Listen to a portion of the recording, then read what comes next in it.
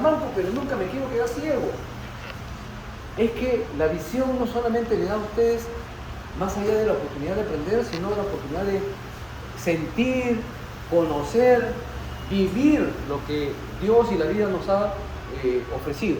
Así que ustedes, sean o no sean oftalmólogos, los jale o no para oftalmología, creo que deben tener presente que los conocimientos básicos que puedan adquirir deben ustedes ponerlos en práctica, sin ningún temor. No necesitan ser oftalmólogos para poner en práctica algunos conocimientos con los que ustedes van a solucionar muchas de las consultas o patologías que van a encontrar en su camino. La órbita. La órbita es el asiento de los globos oculares. Tenemos dos globos oculares, tenemos dos órbitas, ubicadas a cada lado de la línea media. Las órbitas tienen característicamente una forma piramidal, con una base hacia adelante, una base anterior que constituye el reborde orbitario, y un vértice dirigido hacia atrás y hacia adentro que coincide con una zona que se llama el ápex o punta de la órbita. El ápex o punta de la órbita a su vez coincide con el canal óptico, por donde pasa el nervio óptico. Y en el reborde orbitario es importante saber que se puede palpar incluso, ¿no? Podemos palparlo al momento de querer investigar tal vez un trazo de fractura en algunas personas que han sufrido un traumatismo o que son politraumatizadas. Vemos en esa imagen que las órbitas están compuestas por 7 huesos. Esos 7 huesos participan, no en su totalidad, cada uno contribuye con un segmento de su parte, de su estructura para formar la órbita.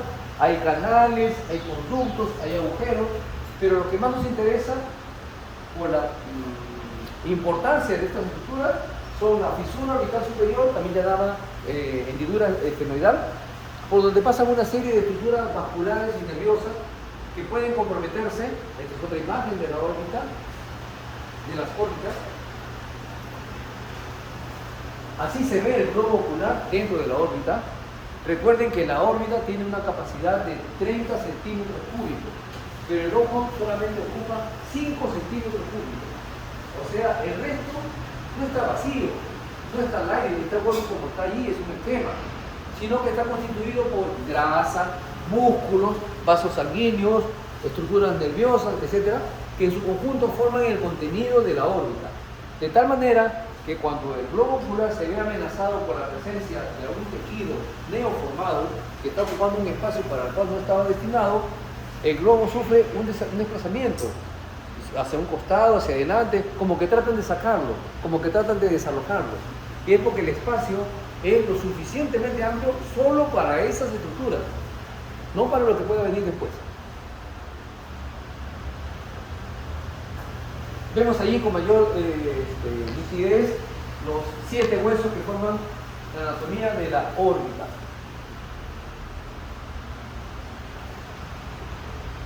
Y nos interesa sobremanera esta parte que se llama fisura orbitaria superior.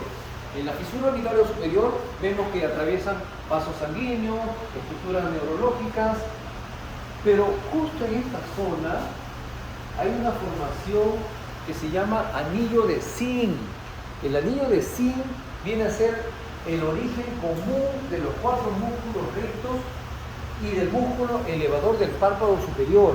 Ese anillo de zinc tiene una importancia terrible, porque si surge un tumor, por ejemplo, a ese nivel, llamado tumor del ápex de la órbita, si compromete cualquiera de estas estructuras nerviosas, puede manifestarse de distinta manera. Por ejemplo, si compromete al tercer par, pues va a haber una parálisis del tercer par. En la parálisis del tercer par vamos a encontrar que hay una ptosis palpebral, una caída del párpado, hay una dilatación de la pupila, una miriasis, puede haber un desvío del ojo hacia afuera, se llama exotropia, y uno se mata pensando, ¿qué puede haber originado esto? Tal vez si recordamos nuestra anatomía, podríamos deducir que puede ser un tumor a nivel del ápex orbitario, que está originando todos estos cambios.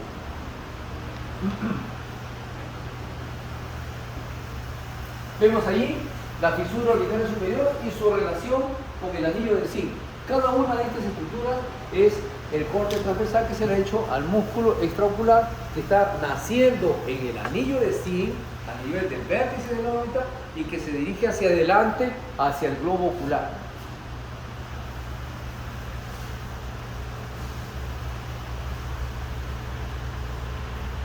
Bien, veamos ahora el ojo en su conjunto, visto de manera general y global.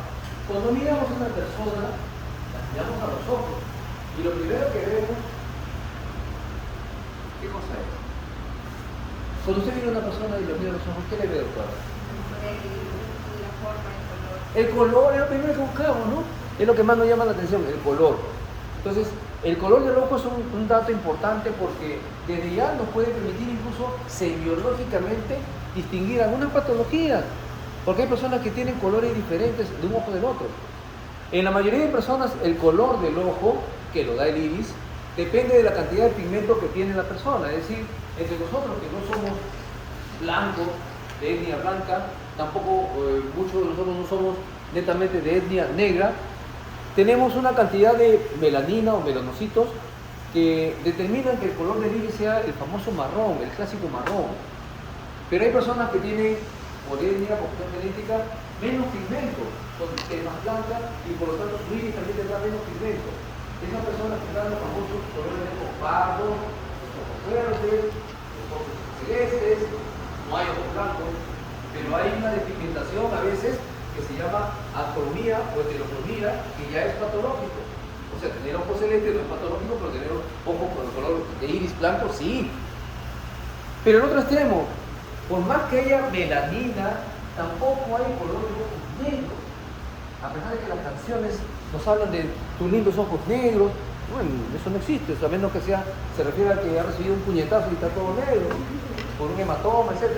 Pero están descritos en la literatura solamente 2 o 3 casos a nivel mundial con ojos de color negro. Y quizás sea por alguna alteración en el pigmento que constituye la estructura del iris.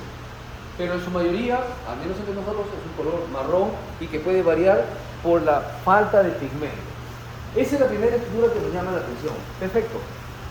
Pero vemos que en el centro del iris hay un espacio oscuro, negro, que es lo que comúnmente nos enseñaron cuando estábamos niños, que era pues la niña, es la pupila. La pupila se ve negra, normalmente la pupila se ve de color negro porque es una estructura ópticamente vacía, es transparente. Detrás de la pupila está el cristalino, que también es transparente, por eso se ve así, oscuro. Es como ustedes cuando ingresaron, por ejemplo, por la puerta y estaban las luces apagadas, todo se ve oscuro y da la impresión de que no hubiera nada. Pero cuando prendieron la luz, se dieron cuenta de que hay un montón de sillas, etc. Igual, si yo miro la pupila de la doctora con una linterna común y corriente, voy a ver un agujerito negro, nada más. Que se abre, se cierra, pero al final sigue siendo un agujerito negro. Pero si yo lo examino con un oftalmoscopio que tiene una luz coaxial, una luz halógena coaxial, crea diferentes direcciones de la luz y me permite ver lo que hay dentro del ojo. Igual como cuando prendí la luz y me di cuenta, si yo miro con ese aparatito, voy a ver que a través de la pupila, se abre un mundo.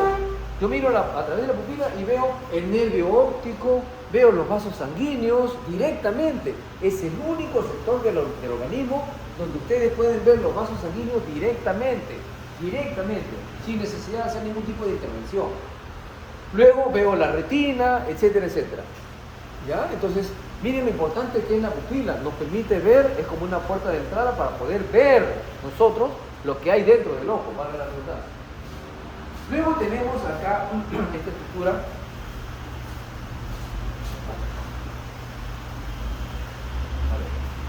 Pueden ir pasándolo, por favor. Mírenla primero bien. Este es el iris. Pero, miren, el color del ojo yo lo veo igual porque esta estructura que está delante es transparente. Esto se llama córnea. Entonces, delante del iris está la córnea. Y eso es lo que forma la parte de delante del ojo. Entonces, aquí, encima del iris, hay una estructura transparente que se llama córnea. Esa estructura, ese tejido, ustedes han escuchado los famosos trasplantes de ojos, ¿han escuchado? En realidad no es un trasplante de ojos, es un trasplante de córnea. La córnea es una estructura tan importante en el ojo que es la que se trasplanta. Mire, es como trasplantar el hígado, como trasplantar el riñón, como trasplantar pulmón, como trasplantar piel. Entonces, la córnea es un tejido que también se trasplanta. Al trasplantar la córnea, estamos trasplantando un tejido que mantiene sus características. La córnea es un tejido refractivo, recuerden eso, es un tejido refractivo. ¿Qué significa refractivo? Que permite que la luz cambie de dirección cuando la atraviesa. Si la luz atraviesa la córnea, cambia de dirección, porque esa es la característica de la córnea, por la forma que tiene, por el tipo de tejido que tiene. La córnea está constituida básicamente por tejido colágeno, pero es un tejido colágeno especial, porque es transparente. Lo que está en los costados también sigue siendo tejido colágeno, pero es otro tipo de tejido colágeno que no le da transparencia a este. Esta parte blanca, ¿cómo cree usted que se llama, doctora? Esclerótica. Muy bien, pero el término es esclerótica. Esclera es como decirle su chapa, ¿no? Pero el término es esclerótica, ¿ya? Entonces, la esclerótica es blanca porque el tejido colágeno que la constituye es más denso, tiene otra característica histológica y no tiene propiedades ópticas como sí tiene la córnea. Pero al igual que el iris, que se logra ver porque lo que está encima es transparente, que es la córnea, la esclerótica yo también la logro ver blanca. Pero, ¿usted cree que hay algo delante de la córnea? No. Equivóquese, dígame, conteste, por favor, no quede callado, porque para eso estamos. Son las, no es que ustedes estén dando ningún examen de grado, ni nada de eso. Delante de la esclerótica, ¿cree usted que hay algo más? No. ¿Usted no piensa que hay algo delante de la esclerótica? Sí. ¿Qué cosa cree que hay?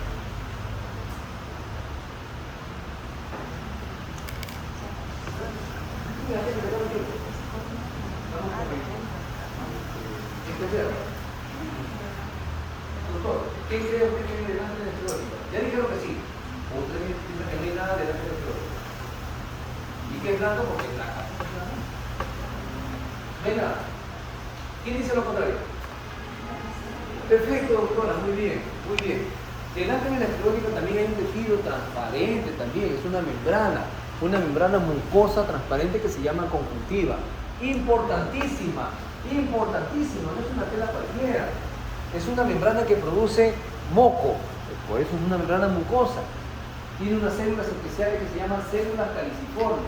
Esas células producen mucina, que es moco. ¿Quién no ha tenido problemas de ojo seco? ¿Quién no va a tener problemas de ojo seco? Se los aseguro que van a tenerlo, normal. Y el ojo seco se debe en parte a que no produce buena cantidad de mucosa, de moco. ¿Ya? Entonces, ya vemos más o menos la anatomía externa del ojo. No solamente estoy viendo el iris, también estoy viendo la córnea, viendo la pupila, viendo los párpados, viendo la esclerótica, viendo la conjuntiva. Miren todas las estructuras que hay. O sea, cuando ustedes hagan una descripción semiológica de un paciente que están evaluando, no solamente le pongan pues iris de color oscuro, no, tiene que poner tal y como lo están, como lo ven. Iris de color marrón, iris de color verde, iris. El que entiende sabe que no se han expresado mal. ¿Ya? Igual, las conjuntivas son transparentes, que en algunas personas, por cuestiones étnicas también, tengan un poquito de acúmulo de pigmento, las convierten en unas conjuntivas un poquito de color, algo distinto. Eso se llama melanosis. En las personas que no somos blancas, las conjuntivas se tornan un poquito pigmentadas. Igual que la piel se pigmenta. Eso se llama melanosis conjuntival. Y es lo que la mayoría de personas que no entienden, no saben, no conocen y se preocupan sin saber qué es lo que tienen, dicen, doctor, tengo los ojos amarillos, menos amarillentos, no tendré problemas en el hilillo de la vesícula, no tendré cirrosis, no tendré hepatitis. La melanosis, cuando se mira de esta manera directamente al paciente, da la impresión de que fuera un tinte amarillento, pero si ustedes lo vieran con el microscopio, se ven los acúmulos de pigmento, melanina. Eso se llama pigmentación de la conjuntiva. No cometan el error cuando vean alguna historia clínica hecha por alguien que quizás no rotó por oftalmología, que ponen, esos eran los clásicos que veíamos nosotros en la historia, conjuntivas sucias. Van a encontrar eso, no se sorprendan. Conjuntivas sucias. Oh, es un término pues que no se ajusta para nada a lo que puede ser una descripción. Pueden poner conjuntivas pigmentadas, apariencia de melanosis, conjuntival, etc. Pero nada más. Es más, Cuando hay hemorragias conjuntivales, el sangrado conjuntival, ni siquiera la conjuntiva está roja. O sea, lo que está rojo es el espacio entre la conjuntiva y lo que está detrás, que es la esclerótica. Ahí se acumula la sangre, pero la conjuntiva sigue siendo transparente. Por eso se ve lo rojo de la sangre. ¿Ah? Cuando la conjuntiva se torna hiperémica, luego les voy a mostrar una foto, los vasitos sanguíneos conjuntivales se dilatan. Es distinto.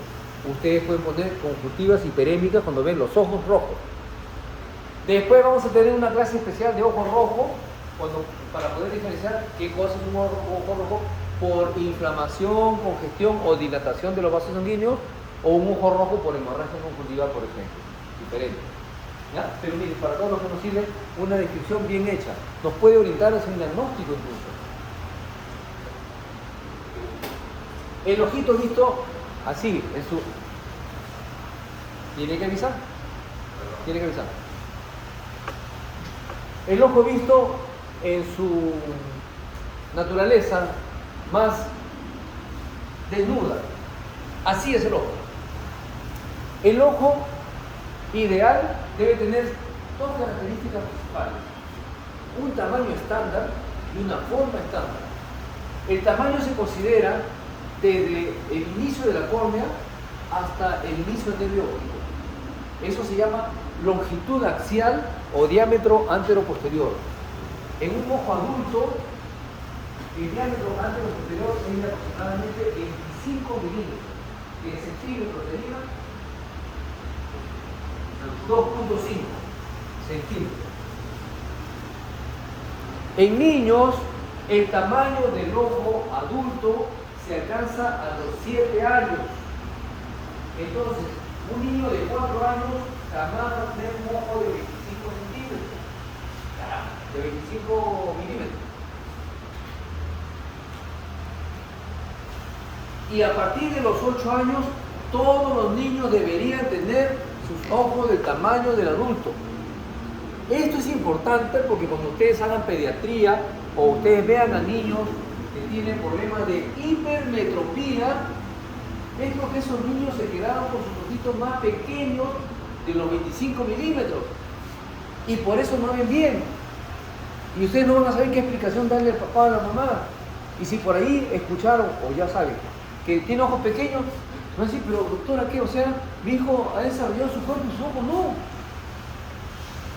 Es que por cuestiones genéticas puede ser así. El ojo hasta los 7 años debe alcanzar ya los 25 milímetros. A partir de allí ya no debe crecer. ¿En quiénes sigue creciendo el ojo? En los miopes. Los hipermétropes se establecen hasta los 7 años. ¿Por qué? Porque los hipermétropes tienen ojos pequeños. Eso quiere decir que si a los 7 años alcanzó un tamaño, no significa pues que después de los 7 años, después de los 7 años el ojo se va a ir achicando. Eso nunca va a suceder, sino que no alcanzó y ahí se quedó. Ojos grandes, después de los 7 años, más de 25 milímetros, miopes. Ojos pequeños, no alcanzó hasta los 7 años el tamaño del adulto, hipermétropes. ¿Ok? Entonces, lo ideal es que tenga 25 milímetros. Y la forma ideal es redonda, es una esfera. Es una esfera. Estas dos condiciones, si existen, 25 milímetros, forma esférica, significa que ese ojo o esa persona es emétrope, o sea, tiene una visión normal. Todo lo que salga de esos parámetros ya se llama ametropía. Luego veremos qué tipo de ametropía hay. Recuerden también que los 5/6 posteriores, o sea, casi todo el ojo, está constituido en la parte externa por la esclerótica. Y solamente el quinto anterior, un quinto anterior nada más, por la córnea, que ya les dije hace un rato, viene a ser ambos tejidos colágenos, pero de diferentes naturalezas, de diferentes tipos de colágeno, que le dan a uno transparencia y al otro resistencia. Allí donde se convierte la esclerótica en córnea, aquí en esa separación, hay unas células que se llaman células madre. Ahí está, hay unas células, se llaman células del limbo. Esa zona se llama limbo esclerocorneal. El limbo externo corneal le brinda esa célula que permite que el tejido crezca. Ese es el límite. Y a cada rato vamos a estar hablando limbo externo corneal, ya saben a qué me refiero con limbo externo corneal.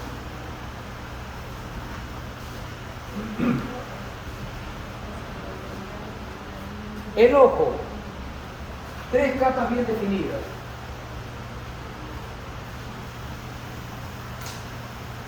Si ven ustedes aquí en el esquema que ha pasado, la primera capa es la llamada capa fibrosa o resistente, pero que en la parte anterior se convierte en un tejido óptico. Está constituida por la esclerótica en los 5 sextos posteriores y se abre atrás solamente para permitir la salida del nervio óptico, y adelante en el quinto dedo se convierte en la córnea. Esa es la primera capa. La segunda capa es una rosadita que vemos acá en medio. Esta rosada que ven aquí, la capa de medio, rosada. ¿Sí?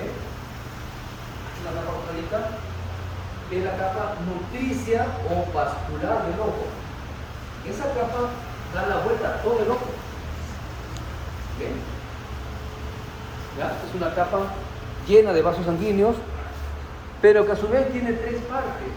Esta capa rosada de medio, debajo de la blanca, todo esto viene de dónde viene, hasta adelante, todo esto, la capa, se llama uvea. Y la uvea, como viene desde atrás y se va hacia adelante, es tan extensa que se ha tenido que dividir en 3 partes. La primera parte de la uvea es el iris. Ojo, el iris, no es la iris. ¿Ya? El iris. Esa es la porción anterior de la uvea. También le llamamos uvea anterior. ¿Qué sufijo utilizamos cuando vamos a hablar de una inflamación? Itis. Hay procesos inflamatorios del iris por traumatismo, por infecciones, etc.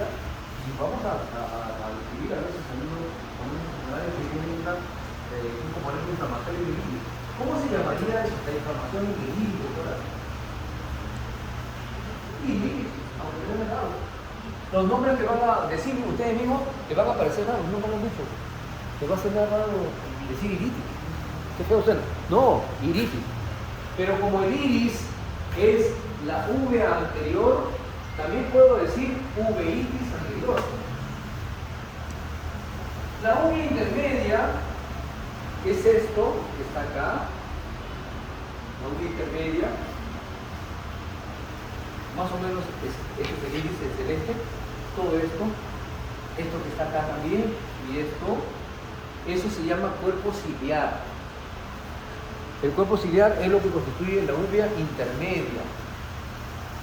Hacemos un paréntesis, en el sentido de que hay algunas estructuras que tienen un nombre en latín y que se utiliza para poder nombrar como un prefijo. Por ejemplo, cuando hablamos de córnea, podemos utilizar el término querato, o querático, querato o queratina. Querato se refiere a córnea. Cuando hablemos de cristalino, vamos a utilizar el término o prefijo faco, F-A-C-O, faco. Cuando hablemos de ciliar, vamos a emplear el término ciclo. Cuando hablemos de lagrimal, vía lagrimal, el término dactilo. Entonces, retomando, la uvea intermedia está constituida por el cuerpo ciliar, que a su vez tiene los procesos ciliares y el músculo ciliar. ¿Ya? Esa es la uvea intermedia. Recapitulando, la uvea es la parte intermedia, esta rosadita, que es la capa vascular o nutricia, nutre a la retina, nutre a todas esas estructuras que están cerca del cristalino, más no al cristalino, y tiene 3 zonas anatómicas bien diferenciadas. La anterior, que se llama iris, la intermedia, que se llama cuerpo ciliar, y que a su vez contiene a los músculos ciliares y a los procesos ciliares. Y la posterior, la que está aquí detrás, todo esto, que es toda esta parte, se llama coroides. Una inflamación de la coroides, doctora, ¿cómo cree que se llama? Coroiditis, muy bien. Pero si yo no quiero decirle coroiditis, si quiero darle el nombre de uvea, ¿cómo le llamaría? Uveitis posterior, excelente. Uveitis posterior. Y si fuera una uveitis media o intermedia, también le llaman, ¿qué estructura comprometería, doctor? El cuerpo ciliar, excelente. Pero yo no puedo decir cilitis, corpitis cilitis. No, para eso hay un prefijo. ¿Cuál sería? Podría ser cicloitis, pero juntemos los dos términos y le llamemos ciclitis. Y así se llama. Ciclitis. Hay una enfermedad incluso que se llama ciclitis heterocrónica de Cook. Ciclitis. Muy bien. La mayoría de casos que incluyen una inflamación en el iris pueden incluir una inflamación también en el cuerpo ciliar. O sea, se inflama el iris y se inflama el cuerpo ciliar a la vez. ¿Cómo cree que se va a llamar esa inflamación? Se llamaría iridociclitis. ¿Ya? Iridociclitis. Entonces no se olviden, ciclo viene del ciliar, ya sea del cuerpo ciliar, de los procesos ciliares o del músculo ciliar. En general, ciliar. Y la última capa, la tercera capa, que es la retina es la estructura neural, la que nos permite ver en última instancia, o en primera instancia en todo caso, neurológicamente ya, pero no se extiende hasta la parte anterior del ojo, queda más o menos detenida a nivel del ecuador del ojo, en una estructura que se llama ora serrata. O sea, la retina se extiende desde la parte posterior del ojo hasta la ora serrata, que está a nivel del ecuador del globo ocular. Todo esto en la parte interna, lógicamente, es la tercera capa, es la capa más interna. La retina se continúa hacia atrás con el nervio óptico, porque al final de cuentas el nervio óptico viene a ser una extensión del cerebro y una extensión de la retina. ¿Alguien se acuerda el nervio óptico a partir de qué célula se forma? ¿Alguien se acuerda? Para que se vayan familiarizando con ustedes. Ya. Hay una capa de la retina que se llama capa de células ganglionares. Y las células ganglionares son neuronas. Entonces, si son neuronas, tienen un cuerpo celular y tienen también un cilindro eje o axón. Entonces, el axón de cada célula ganglionar viene a ser una fibra del nervio óptico. ¿Cuántas fibras tiene el nervio óptico? Tiene 1.200.000 aproximadamente fibras el nervio óptico. Entonces yo le preguntaría a la doctora, ¿cuántas células ganglionares tiene que tener la retina, doctora? Más de 1.000.000. Podría ser un poquito más específica. 1.200.000, porque cada una con su axón contribuye a la formación del nervio óptico. Si tengo un nervio óptico con 1.200.000 fibras, pues tendré 1.200.000 células ganglionares. ¿Ya? Y eso es importante que de ahora se familiaricen, porque cuando hablemos de glaucoma es lo que no vamos a estar hablando. Y ya ustedes lo conocen. Luego vienen las famosas cámaras. Eso también es importante. Todo es importante porque todo se relaciona. Todo se relaciona. ¿Cómo se llama esto, doctor? ¿Cómo se llama esto? Iris, cerebro. La córnea y el iris están formando un espacio. ¿Ves? Ese espacio que forma la córnea con el iris se llama cámara anterior. Pero partamos del principio para que nos sea más fácil. ¿Cómo se llama esta estructura? Se llama cristalino. Está ubicado más o menos aproximadamente en el ecuador del globo ocular. Cristalino.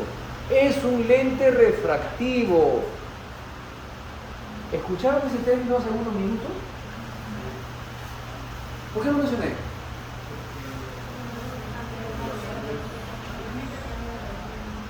¿Qué estructura también permite el cambio de luz? La córnea.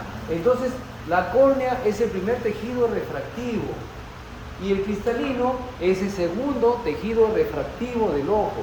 Por eso decimos que el ojo es un órgano refractivo, porque estas dos estructuras permiten el cambio de dirección de la luz.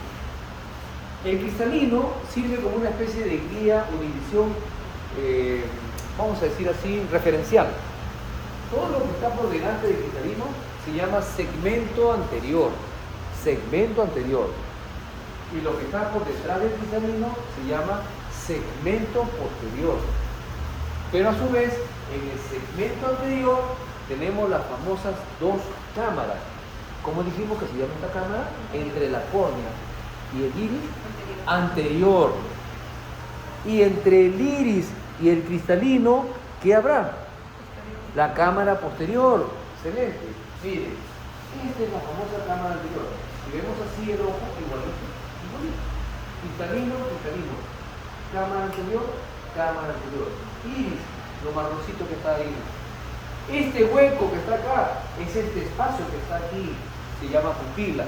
Inmediatamente detrás de la pupila está pues el cristalino, que es este. El iris por detrás, pero por delante del cristalino, tiene otro espacio. Acá hay un espacio detrás del iris, delante del cristalino. Eso se llama cámara posterior. Ambas cámaras, la cámara anterior y la cámara posterior, forman parte del segmento anterior. Mientras tanto, el segmento posterior está ubicado por detrás del cristalino, está constituido casi en su totalidad por la cámara vítrea. La cámara vítrea está a su vez llena, constituida por el humor vítreo, que en gran parte es agua, casi el 99% de su composición es agua, pero también contiene ácido hialurónico, contiene glucosacario, contiene una serie de sustancias. Esa es la famosa cámara vítrea.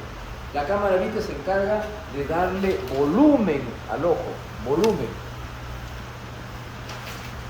En la cámara anterior, ¿qué hay? Aire, tierra, agua, sangre, ¿qué hay? Hay un líquido transparente que se llama humor acuoso. Y el humor acuoso se encarga de darle el tono al globo ocular. Es como el aire de los neumáticos. Si ustedes tienen un neumático desinflado, no avanza el carro.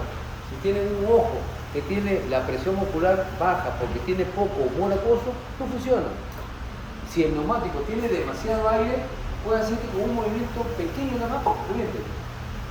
Si el ojo tiene demasiado líquido, demasiado humor acuoso, quizás literalmente no reviente, pero sí va a ocasionar un daño compresivo hacia atrás.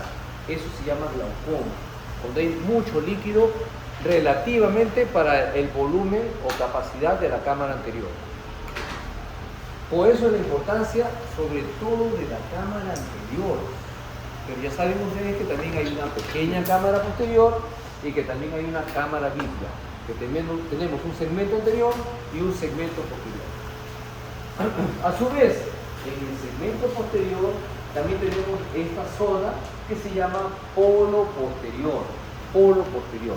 Y en el polo posterior vamos a distinguir básicamente el nervio óptico y esta depresión en la retina que se llama mácula.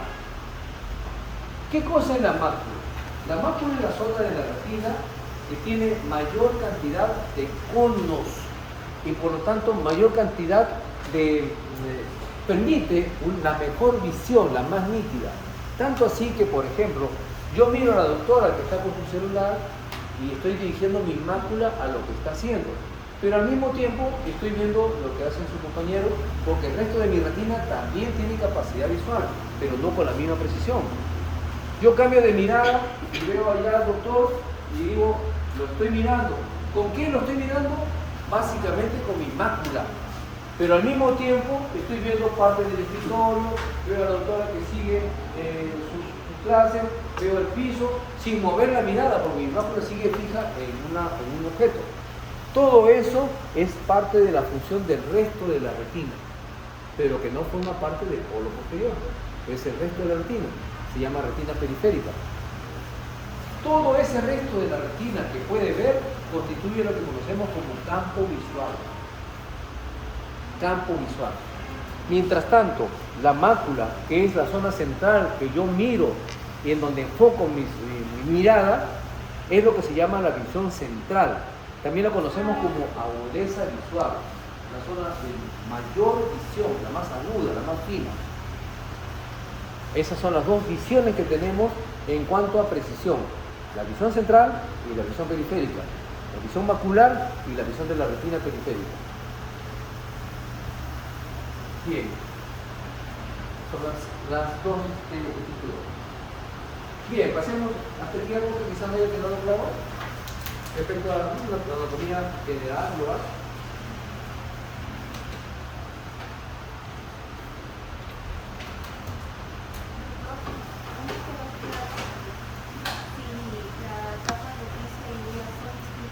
No, la capa uveal, la uvea es la capa nutricia, o también llamada capa vascular.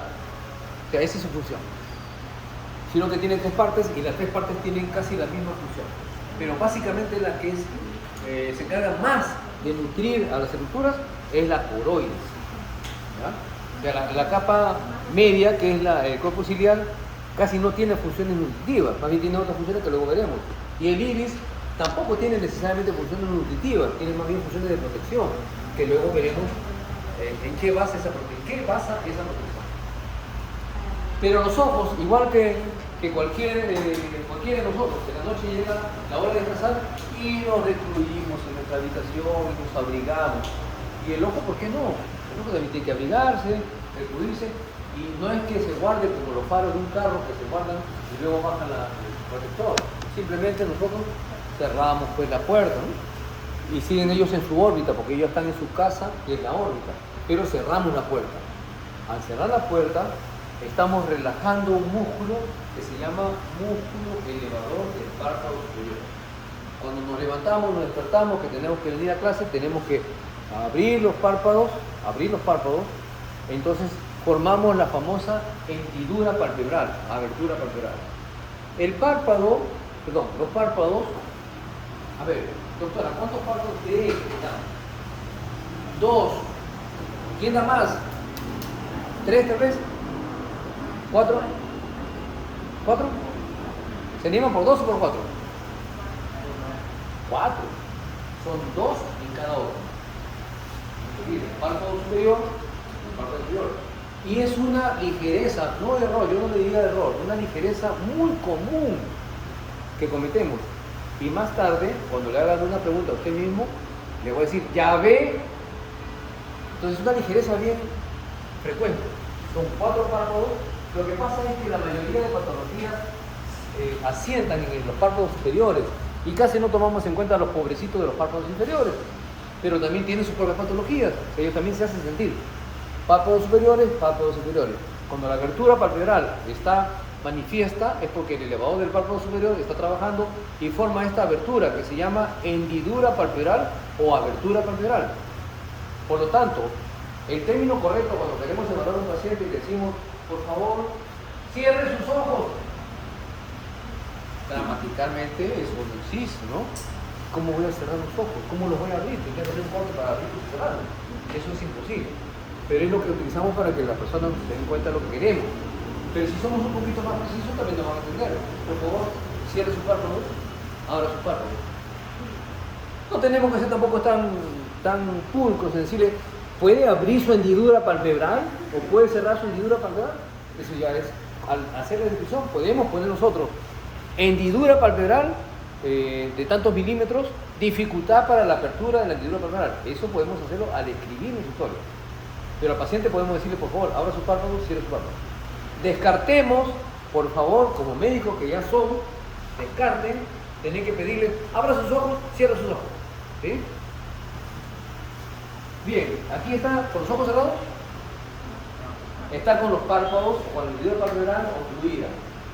Y si vemos acá, vemos que el párpado tiene un borde adherente que está en relación con el reborde orbitario y un borde libre, que es donde están las pestañas, las glándulas, la emergencia de la glándula de Meibold, etc. Lo que en realidad interesa en la patología ocular es el borde libre, es el más importante.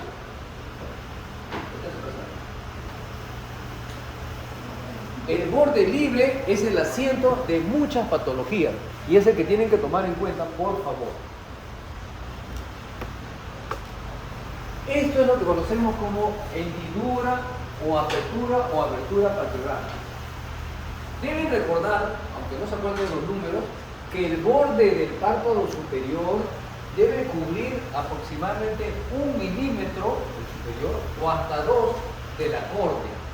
Más abajo ya es una ptosis palpebral. Vean, el borde palpebral cubre 1 milímetro o hasta 2 del borde superior de la córnea. Mientras tanto, el párpado inferior puede cubrir solamente 1 milímetro del borde inferior de la córnea. O a veces nada, a veces toda la parte inferior se logra ver. Eso es importante para poder diagnosticar a una persona con ptosis palpebral. Por ejemplo, doctora, estéticamente usted tiene ojos grandes y tiene sus párpados inferiores que no cubren el milímetro inferior de su córnea. Bueno, eso es un signo, aunque para algunos puede ser un signo patológico, no lo es. Pero si fuera más bien al contrario, que el párpado superior no cubriera y estuviera así, ya eso no es ser bonito, ya es tener problemas de retracción palpebral. ¿Ya? Entonces hay que tener en cuenta eso. Luego, lo contrario, hay personas que tienen como Rocky, ¿no? Que caminamos un poquito así. Hay algunos que tienen ptosis y aparentan que tienen ojos bonitos y que son soñadores. Uno lo examina bien y están por debajo de los 2 milímetros. Tienen su tremenda ptosis palpebral. Hay que corregirla, quizás es una ptosis congénita o una ptosis por alguna enfermedad neurológica. Miastenia gravis, por ejemplo. La miastenia gravis debuta así. Viene una persona joven, 30 y tantos años, y viene con los ojos un poquito caídos, dormilones, miastenia gravis. Entonces hay que saber diferenciar cuándo es una apertura palpebral normal y cuándo es una apertura palpebral patológica.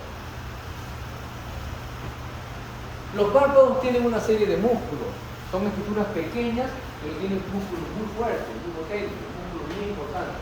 Los dos músculos que forman en general, que constituyen la función muscular de apertura del párpado, son el músculo orbicular de los párpados y el músculo elevador del párpado superior. ¿Ya? El orbicular de los párpados, como su nombre lo dice, circunda cada párpado y tiene 3 porciones. La porción más externa se llama porción orbitaria y está en relación con el reborde orbitario que ustedes pueden palparse, ¿no? Ustedes se palpan, ese es el reborde orbitario. Importante porque ustedes pueden determinar incluso un trazo de fractura en el reborde orbitario sin necesidad de tener que pedir una radiografía ni nada de eso. Ustedes le palpan y siguen el trayecto del reborde orbitario, pueden tranquilamente determinar alguna irregularidad y hacer el diagnóstico de una fractura en la órbita.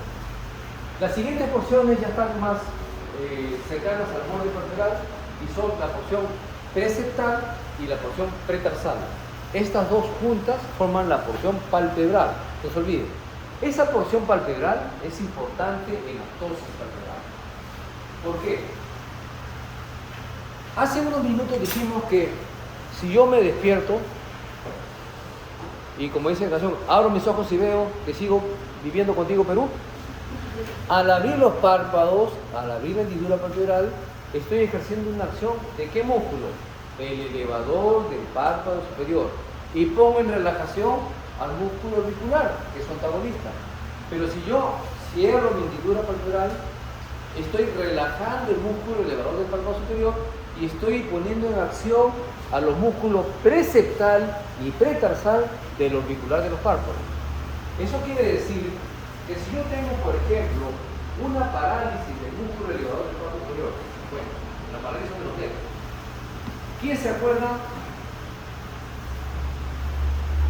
Vayamos por partes. A ver, el tercer par, pero mira, doctora, ¿cómo se llama el tercer par? En oftalmología lo que nos interesa son el tercer par, el cuarto par y el sexto par. Parcialmente nos interesa el quinto par y también el séptimo, pero no tenemos que ver nada con el 11, el 8, el 9, no.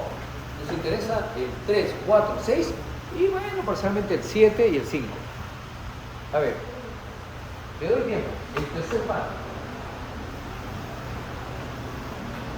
No importa, pero si tienen que saber, no le internado, lo primero que van a decir, vaya a esto. ¿Cuál? ¿Cuál? Los tres son óculos motores. Óculo motor significa óculo de ojo, motor de movimiento. Los tres mueven el ojo. El tercero, el cuarto y el sexto mueven el ojo. Pero cada uno tiene un ojo distinto. No se puede ver la ley.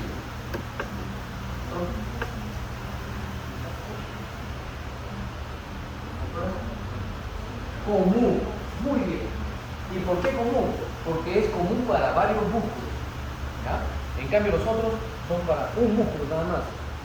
Por eso se llama común, porque es común para varios músculos. Y dentro de esos músculos está el elevador del párpado superior. Entonces, el tercer par se encarga de accionar al elevador para que se abra el libro palpebral. ¿Qué pasaría si se paraliza el tercer par del cuerpo? ¿Cuál movimiento? Con confianza y con fuerza, no te preocupes. Equivóquese, siempre equivóquese para poder todos aprender y todos mejor. No, pero estoy hablando en relación al movimiento de apertura del párpado. Estamos diciendo que el tercer par se encarga de elevar al músculo elevador del párpado superior. ¿Cuál es la función? El nombre lo dice, eleva el párpado superior. Pero si se paraliza el tercer par, ¿qué va a pasar? ¿Cómo? No puede levantar el párpado. ¿Cómo se llamará eso? Tosis palpebral. Una tosis palpebral. Perfecto. Entonces, cuando hay una tosis palpebral, entra a tallar el otro músculo, el antagonista, pues. Entonces, hace de las suyas el auricular. Pero si es al contrario, si por ejemplo tenemos, ¿quién inerva al auricular? ¿Doctor? ¿Quién inerva al auricular? Dentro de los cinco que le dije que los entendemos todos los días, son uno de esos dos que básicamente nos interesa. Nos interesa el tercero, el cuarto y el sexto, porque los tres son los motores. El otro que nos interesa es el séptimo y el quinto. De estos dos, nada, yo no entiendo, no me va a decir usted, por ejemplo, el número 11, no estoy de acuerdo. Sería 3, 4, 6, 5 y 7. ¿Cuál de ellos? Tiene dos alternativas. Doctora. El séptimo. Cuando hay una parálisis facial, o sea, una parálisis del séptimo par, aparte de que se desvían los marcos faciales porque todos los músculos de la cara están controlados por el séptimo, en el caso de los párpados también hay algunas alteraciones. Entonces se paralizará el auricular. Y si estamos diciendo que el auricular hace esto, ¿qué va a pasar? Si se paraliza el auricular, el antagonista, que es el elevador, pues hace de las suyas. El párpado se queda así. Pero no solamente así, porque la apertura palpebral está determinada por la acción de 4 músculos que trabajan todos juntos. El primero y más fuerte es el elevador del párpado superior. Luego el que está anatómicamente inmediatamente debajo del elevador, que es el músculo de Müller, que es un músculo simpático. Luego participa también el músculo frontal. Y finalmente el músculo recto superior.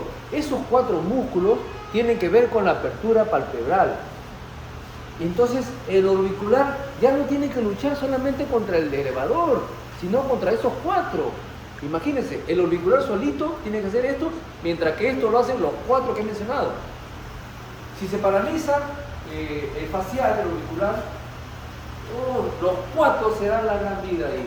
El elevador, el Müller, el recto superior, ¿cuál otro? El frontal, ya no encuentran oposición. Y el paciente termina así. ¿O no han visto así a los pacientes de parálisis facial? ¿Cómo se llama ese signo clínico?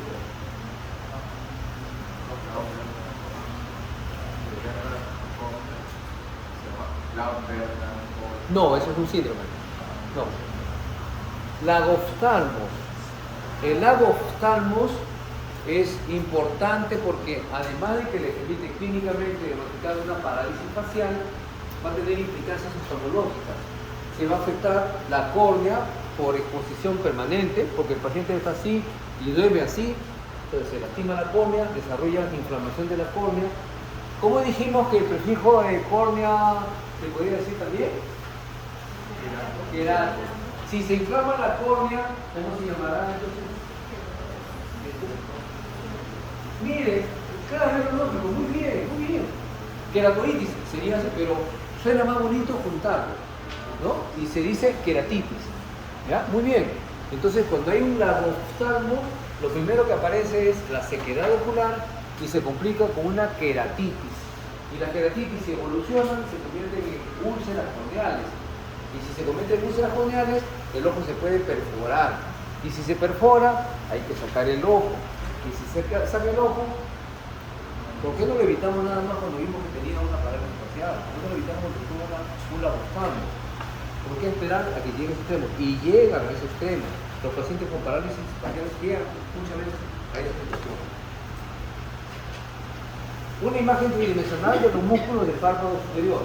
Como nos había mencionado la doctora, tenemos 4 párpados, pero siempre nos acordamos de los 2 superiores y pareciera que no vieran los superiores. Por eso que casi toda la anatomía describe a los músculos del párpado superior. Pero en realidad, la anatomía del párpado inferior es bastante parecida, bastante parecida. Piel, músculo auricular, grasa, septum, tarso, etc. Lo que me interesa para ustedes es que sepan que en el párpado hay 2 zonas bien definidas, una zona anterior y una zona posterior. Si vemos el párpado como si fuera mi mano, esta parte sería la parte anterior, en donde va a estar la piel y lo que está inmediatamente debajo, que es el músculo orbicular. ¿Qué porción del orbicular? La porción pretarsal y preceptal. La orbitaria está por acá. Entonces, si yo le doy la vuelta al párpado, o sea, si hago esto, si evierto el párpado, lo que veo ya es la conjuntiva, e inmediatamente debajo de la conjuntiva sería el tarso. Si veo así nuevamente, lo que acabo de mencionarles se llama lámina anterior o lamela anterior, constituida por la piel y el orbicular. Y si le doy la vuelta, estoy viendo la conjuntiva y el tarso. Eso se llama lamela posterior. Importante para las cirugías de párpado cuando ustedes vayan a operar un chalazo, por ejemplo. Y en medio de los dos hay una lámina media o lamela media. La lámina media está constituida por el septum palpebral. El septum o septo es como un tabique que precisamente divide pues, la parte anterior de la superior. ¿Y por qué es importante? Porque es una protección para que las infecciones no pasen de adelante hacia atrás. Una infección en la parte de la lamela anterior, si no compromete el septum, es fácilmente tratada. Si compromete el septum y se pasa hacia atrás, entonces vamos a tener una infección post-septal u orbitaria, que es hasta mortal a veces, ¿Ya? Entonces, la lamela anterior, la lamela media y la lamela posterior.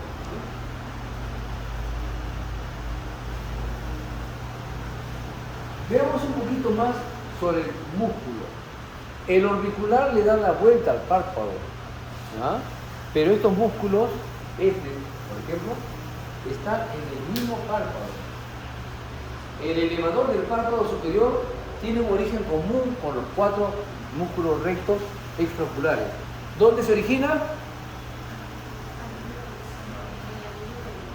¿Dónde? ¿Qué anillo? En el anillo de zinc, ¿ya?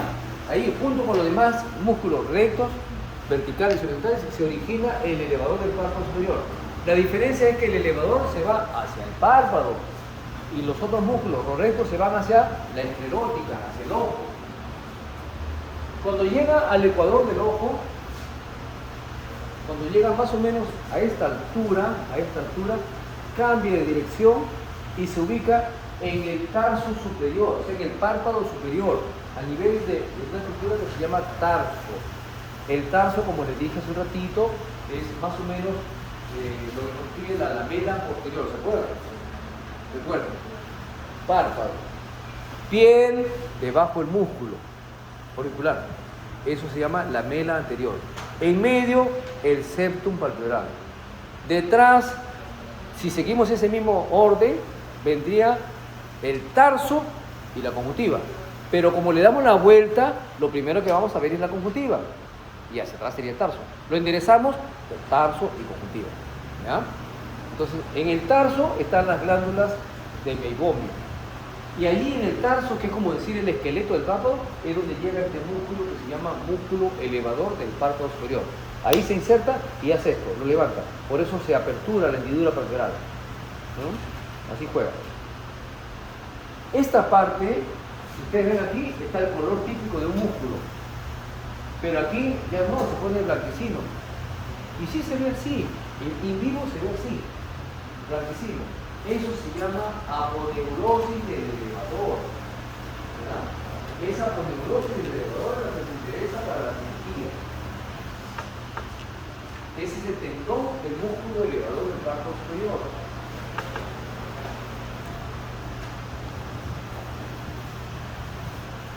Como los párpados funcionan así, este es el párpado inferior, este es el párpado inferior, este es el superior. El ojo está aquí atrás. Yo abro mi párpado, pero ¿ustedes han visto acaso que cuando el humano abre el párpado, los abre así? No, el párpado inferior generalmente se queda en su lugar. Entonces no necesita ningún elevador. Pero obviamente tiene que tener un músculo que lo sostenga en su sitio, al menos. No necesariamente que sea como dos puertas que se abran así. El que se abre es el elevador. Y el otro también tiene su músculo equivalente, pero que no funciona igual. Lo sostiene ahí, para que pueda aperturarse adecuadamente la hendidura. Ese equivalente se llama fascia cápsulo-palpebral. O sea, si yo le preguntara, doctora, ¿cuál es el equivalente del músculo elevador del párpado superior en el párpado inferior? La fascia cápsulo-palpebral. De tal manera que cuando haya una ptosis palpebral, no necesariamente tiene que comprometerse la fascia. ¿Ya? A la inversa, si hay un compromiso del borde palpebral y se cae el párpado, el equivalente de esa caída del párpado es una alteración en el borde palpebral. Luego veremos eso. Pero ya saben, músculo elevador del párpado superior, en general, músculo de los párpados, orbicular con sus tres porciones, facial, el antagonista, elevador del párpado superior, tercer párpado. Pero no es el único. ¿Qué otros músculos intervienen en la apertura palpebral? Müller, frontal, recto superior. Son 4. El famoso borde palpebral. Les dije que había un borde adherente y un borde libre. El borde libre es el que se conoce como borde palpebral. Como borde que es, no es ni de acá ni de allá, es el límite del párpado. Para la parte interna estará la conjuntiva, mucosa conjuntival, y para la parte externa, la parte cutánea. Si ustedes ven, aquí están las pestañas, y ven aquí estos orificios de la glándula de meibomio, son estos puntitos, están aquí. Esos son los orificios de las glándulas de meibomio. ¿Pero qué son las glándulas de meibomio? Son glándulas sebáceas que están establecidas en el espesor del párpado. ¿Cuál es el espesor del párpado? El tarso. Si ustedes ven ahí en el esquema, en el dibujito, ven aquí, tarso y los orificios de desembocadura de las glándulas tarsales, o también llamadas glándulas de meibomio. Glándulas de meibomio, como unos gusanitos, y los orificios de salida al exterior, en el borde palpebral, orificio de las glándulas de meibomio. ¿Son las únicas glándulas que están en relación con el borde? No, ojo, las glándulas de meibomio están en el tarso. Sus orificios de desembocadura están en el borde palpebral. En el borde palpebral también hay otras glándulas en relación ya con los folículos pilosos. Son las glándulas de 6 y la glándula de Moll. Las glándulas de 6, Z, son glándulas sebáceas, o sea, también producen grasa. Pero las glándulas de Moll son glándulas sudoríparas. Esas glandulitas que están en relación con los folículos pilosos son las que cuando se infectan forman el famoso orzuelo. En cambio, cuando se obstruye, no infecta, cuando se obstruye e inflama, que es diferente, la glándula de meibomio constituye lo que se conoce como chalacio. ¿Ya? Son dos cosas distintas. La evolución clínica también es distinta. Ese es el famoso borde palpebral.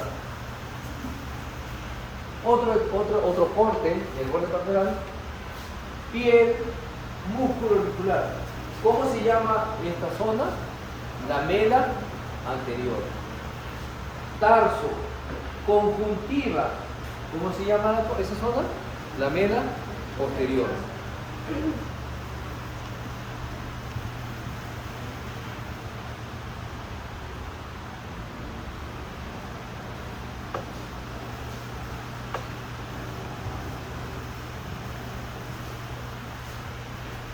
Oriente, párpado, le he dado la vuelta al párpado. Si tengo mi párpado superior aquí, este es el borde adherente y el borde libre. Aquí están mis pestañitas. Le doy la vuelta y las pestañas quedan para arriba. Le doy la vuelta al párpado, están las pestañas. ¿Qué sería esto? Sería el borde palpebral. Esto que está aquí es conjuntiva. Y lo que está inmediatamente detrás de la conjuntiva sería el tarso, o sea, la lamela posterior. Doctores, ¿qué son esos gusanitos que ven ustedes allí? ¿Cuáles? Esas son las glándulas de meibomio. Miren la cantidad, son más o menos 50 glándulas de meibomio por cada parte, ¿no? Y todas desembocan en el borde palpebral, como vimos hace unos minutos. En el borde palpebral desemboca. ¿Ah? Entonces, doctora, ¿cuántas glándulas de meibomio cree usted que tiene? 100. ¿Ya ven cómo se equivoca? Le dije que le iba a decir, ¿ya ven? Si estamos diciendo que son 50 por cada párpado, ¿cuántas vamos a tener? 200. Ese para que no se olviden que tenemos 4 párpados. No tomen en cuenta los superiores nada más. Le dije. Le voy a decir, le voy a hacer acordar. Son 200 glándulas de meibomio. Teóricamente, si cada una se obstruyera y formara un chalacio, literalmente tendríamos 200 chalaciones, imagínense. Es algo imposible, pero ustedes se van a topar con algunos casos donde hay chalacios múltiples que tienen todo el párpado lleno de bultos, que a veces da miedo tocarlo. Hemos tenido casos no sabemos qué hacer, porque hay que cortar todo el tarso. Porque ahí se han enfermado por lo menos unas 30 glándulas de cada párpado, imagínense. Eso es un descuido. Por miedo, dice la mamá o el papá, dice, tenía miedo que lo tengan que operar y ahora, y llegan, ya los ojos no se ven porque tal cantidad de chalaciones que no pueden ni divertirse ya para poder hacer la cirugía. Entonces, teóricamente, si tenemos 50 glándulas en cada párpado, podemos tener 200 chalaciones. No se da, lógicamente, ¿no? Pero entonces tenemos unas 200 glándulas de meibomio entre los 4 párpados. ¿Ya?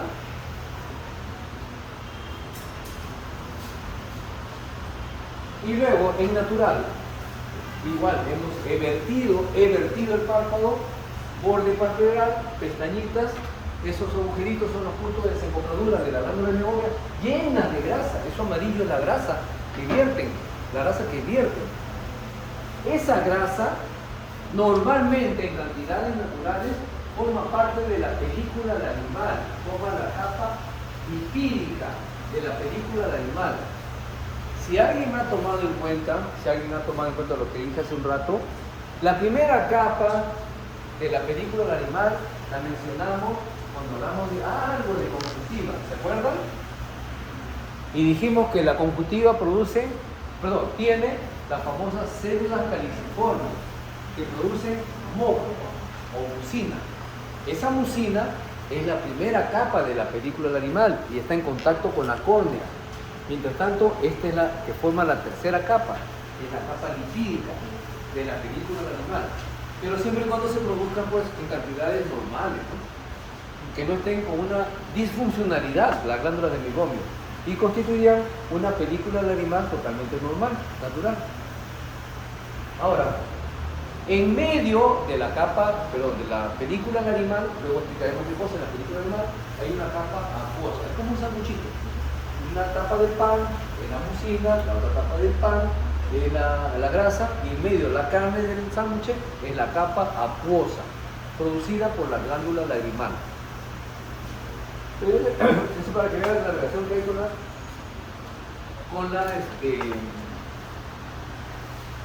producción de grasa por parte de la glándula lagrimal.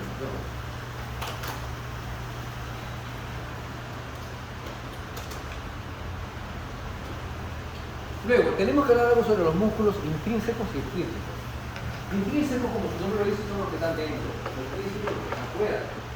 Los músculos intrínsecos son el músculo dilatador de la pupila, el músculo constrictor de la pupila y el músculo ciliar. El músculo dilatador de la pupila corre radialmente sobre la superficie del iris. Cuando se contrae el músculo dilatador de la pupila, obviamente, como su nombre lo dice, se provoca una apertura de la pupila. ¿Cómo se llama la apertura de la pupila? Midriasis. Y es un signo neurológico importante. El neurólogo viene de frente a buscar la pupila. El ojo es el órgano de estudio nuestro, de ustedes que están ahora haciendo oftalmología, pero viene el neurólogo y también mete su cuchara ahí. ¿Por qué? Porque le interesa. Porque la estructura neurológica que constituye, en este caso la pupila, es de suma importancia. Tumores cerebrales pueden ser diagnosticados. Edema de papila, mientras están examinándolo para ver si tiene hipertensión, mientras hacen la punción lumbar y todo eso, ya hizo una anisocoria y nadie se ha dado cuenta que la pupila se abrió. Es uno de los primeros signos frente a un problema de hipertensión endocraniana, por ejemplo. Pero viene la contraparte. Había olvidado decirles que el dilatador de la pupila está inervado por fibras simpáticas. ¿Ya? ¿Y qué pasaría si se paralizan esas fibras simpáticas? Si se estimulan las fibras simpáticas, pues entra a trabajar el dilatador del iris. Se abre, midriasis. Pero si se paralizan las fibras simpáticas, se cierra más bien, ¿no es cierto? Se contrae. Este es el músculo, el esfínter de la pupila. Justo aquí hay un anillo que sobresale, un anillo. Ese es el músculo esfínter de la pupila. Inervado por el tercer par a través de las fibras parasimpáticas del tercer par. Cuando se contrae, la pupila se cierra. ¿Cómo se llama eso? Miosis. Miosis. Y también eso es muy importante, pues, porque en neurología también buscamos si hay evidencia de miosis o si hay una diferencia entre ambos. Por ejemplo, si las dos son mióticas, miosis. Si las dos son midriáticas, midriasis. Pero si una es miótica y la otra midriática, ¿cómo se llama? Anisocoria, doctora. Muy bien la felicito. Anisocoria. Ese paciente se puede estar muriendo. Puede tener un tumor cerebral, se puede estar enclavando y quizás no llega al día siguiente. ¿Quién inerva? Ya dijimos, el tercer par a través de la fibra parasimpática. ¿Qué pasará cuando se paralice el tercer par, doctor?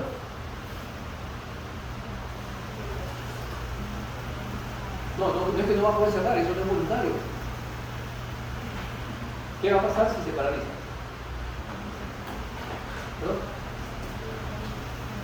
No, o sea, el tercer par se encarga de estimular al músculo esfínter para que se cierre la pupila. Pero si se paraliza, ¿qué va a suceder? Entra a tallar el otro, al contrario, el antagonista, que va a pasar entonces con la pupila. Se va a abrir y entra en midriasis. Diagnóstico diferencial entre lo que dijo el doctor hace un rato del síndrome de Horner y una parálisis del tercer par. En la parálisis del tercer par, que se ve mucho en diabéticos, mucho en diabéticos, lo que hay es un compromiso del tercer par, comenzando por el músculo. El músculo elevador del párpado superior deja de trabajar. Si deja de trabajar el elevador del párpado superior, ¿qué va a pasar? Tosis, excelente. Un elemento de la tirada. Se compromete el esfínter de la pupila. Por lo tanto, el antagonista que debe ser el dilatador entra a hacer lo suyo. ¿Y qué va a pasar? ¿Qué pasa con la pupila? Midriasis. Y el tercer elemento que lo veremos luego es que el tercer par también tiene que ver. ¿Cómo se llamaba el tercer par, doctora? Común. ¿Por qué común? ¿Por qué se llama común? No otra forma. ¿Por qué se llama motor ocular común? ¿Por qué? Porque es común para varios músculos. Entonces, cuando se paralizan esos varios músculos, el ojo se va, ¡paz!, hacia afuera. O sea, la persona termina con el ojo así. Eso se llama exotropia. Entonces, la parálisis de tercer par, que se ve con mucha frecuencia en los diabéticos, se caracteriza porque hay tosis palpebral, midriasis y exotropia. A diferencia del síndrome de Horner, en el síndrome de Horner lo que se compromete son las fibras simpáticas. ¿Por qué causa, doctor? Si se acuerda. ¿Quién se acuerda? Tumor de Pancoas. ¿Y dónde se ubica el tumor de Pancoas? En el vértice del pulmón. Ustedes le toman su radiografía, ven ahí su mancha en el vértice y luego, por eso tiene pues el párpado un poco caído. Pero ¿por qué está un poco caído nada más y no como en el tercer par que está así? ¿Por qué está un poco caído nada más? ¿Qué músculo se compromete ahí para que un poco nada más se caiga? El de Müller, que contribuye solamente con unos 2 milímetros de apertura. Es parte de todo el complejo que ya dijimos hace un rato. Müller, elevador, recto superior, frontal. Pero en este caso, el Müller es el que está paralizado, por eso se cae un poquito, nada más. Y luego hay una anhidrosis, porque las glándulas sudoríparas también se comprometen. Ese es el segundo elemento de la triada en el síndrome de Horner.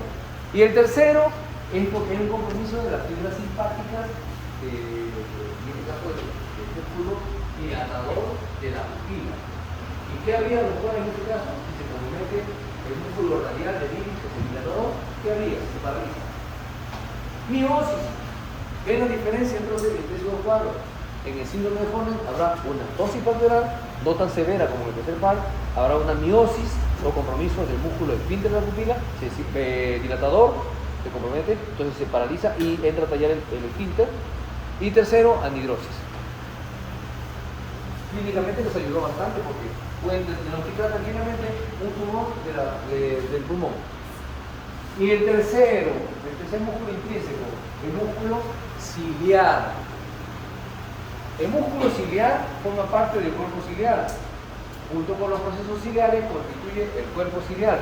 El cuerpo ciliar viene a ser una parte de la úvea. Muy bien, de la úvea. Y cuando hablamos de ciliar, ¿qué prefijo utilizamos? Ciclo. ¿Ya?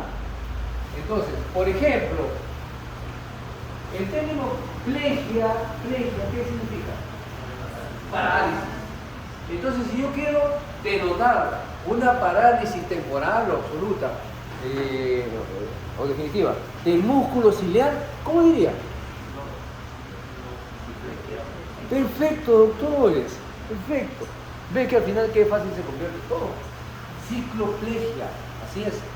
La cicloplegia es cuando ya el músculo no actúa. ¿Y por qué es importante saber eso? Porque vamos a ver primero cómo actúa el músculo ciliar. Cuando una persona, cuando un humano mira al infinito, por ejemplo, yo me paro en el estadio y quiero ver el campo deportivo que está pues lejísimo, yo miro y mi músculo ciliar está en relajación. Ojo, está en relajación. El ojo está diseñado para que su músculo ciliar esté permanentemente en relajación. Eso es cuando uno mira el lejos al infinito. Pero si yo quiero mirar cada vez más cerca, tengo que activar mi músculo ciliar para ejercer un mecanismo que se llama acomodación. ¿Qué significa acomodación? Eso, que me acomode la imagen para poderla ver con la misma nitidez como la estaba viendo cuando miraba de lejos. Si yo miro de lejos nítido y quiero mirar de cerca, solamente puedo conseguir la misma nitidez si es que entra a tallar el mecanismo de acomodación de la imagen. ¿Y de quién es responsable ese mecanismo de acomodación de la imagen? Del músculo ciliar. O sea, cuando yo miro de lejos, está relajado el músculo ciliar. Cuando quiero ver a distancias cada vez más próximas, más cercanas, tengo que poner a contraer involuntariamente. Lo que lo determina es la distancia. Y contraigo el músculo ciliar. Si ustedes ven aquí, del músculo ciliar penden estos pequeños filamentos. Estos filamentos se llaman células de zinc, también se llaman ligamentos suspensorios de zinc o ligamentos suspensorios del cristalino. Zinc, igual que el anillo de zinc, pero estos se llaman ligamentos suspensorios de zinc o ligamentos suspensorios del cristalino o célula de zinc. ¿Ya? Entonces, una vez más, si yo miro de lejos, mi músculo ciliar está relajado o contraído. Relajado. Si yo quiero mirar cada vez más cerca, tengo que hacer uso de un mecanismo que se llama acomodación. Y para que haya acomodación, tiene que haber una contracción del músculo ciliar. Cuando se contrae el músculo ciliar, automáticamente hay una relajación de las células, o sea, una relajación de los ligamentos suspensorios del cristalino. Y esos ligamentos suspensorios del cristalino están ubicados en el ecuador del cristalino. Y este cristalino, aquí están los ligamentos. Aquí, ¿ven? Aquí están. Así. ¿Han visto? Para que después no digan que no se sigue. Aquí están los ligamentos. Se contrae el músculo ciliar y se relaja el ligamento suspensorio del cristalino. Y eso provoca que el cristalino aumente su diámetro antero-posterior. Al aumentar el diámetro antero-posterior, aumenta el poder dióptrico del cristalino. ¿Qué significa todo ese mejunje de que el poder dióptrico? Doctora, ¿cuánto tiene usted de medida? ¿O de adorno? No. ¿Cuánto de medida? 1.5. ¿Qué? ¿Más o menos? No sabe. Debería saberlo. Debería saberlo. Es como si, o sea, ¿cuál es su grupo sanguíneo? RH. ¿Positivo o negativo? Creo que positivo. Tienen que saberlo. Es importantísimo. Doctor, ¿usted? Tengo diferentes. En el derecho tengo 2.5. ¿Qué? Ah, positivo. Y acá tengo 3.5. Positivo también. Pero los dos son positivos. Es un ejemplo típico de una anisometropía. Luego lo conecto. Pero ya me dijo el doctor, más 3.5. Todos tienen signo. ¿Más 3.5 qué? ¿Litros? ¿Más 3.5 milímetros? ¿Más 3.5 gramos? ¿Más 3.5 kilos? ¿Usted sabe? ¿Más 3.5 qué? Distanciamiento del... Dioptrías. Esa es la unidad de medida que permite que usted enfoque adecuadamente. ¿Ya? Entonces, cuando hablemos de esos números, no vamos a hablar así tan secamente, de decir, por ejemplo, 2. No, o es más 2 o es menos 2. ¿Menos 2 qué? Dioptrías. Y para avanzar un poquito más, pueden ser dioptrías esféricas o dioptrías cilíndricas. Pero nos conformamos por ahora con que sean dioptrías. Mire, el doctor, yo también, la doctora, los que tenemos lentes, tenemos una medida determinada en dioptrías. El cristalino es como un lente, como si tuviera un lente acá. Pero ¿saben cómo tiene de poder en dioptrías? Más 18. Más 18. ¿Ya? Entonces, ese más 18 puede verse incrementado cuando hay una acomodación. O sea, preguntas gaseosas. Una pregunta gaseosa. Si yo miro de lejos, mi músculo ciliar está en contracción o en relajación. Relajación. Mi ligamento suspensorio del cristalino está en relajación o en contracción. En contracción. Y mi cristalino está tal como es naturalmente o está aumentando su diámetro antero-posterior. Normal, el diámetro normal. Ese diámetro normal le da un poder de 18 dioptrías, más 18 dioptrías. Pero si yo hago el esfuerzo de mirar cada vez más cerca, entonces mi músculo ciliar se relaja o se contrae. El músculo ciliar se contrae. El ligamento suspensorio del cristalino se relaja o se contrae. Se relaja. Y el cristalino aumenta o mantiene su diámetro antero-posterior. Aumenta. Eso se llama acomodación. Y puede aumentarlo hasta el doble, el triple, el cuádruple y en niños hasta el quíntuple.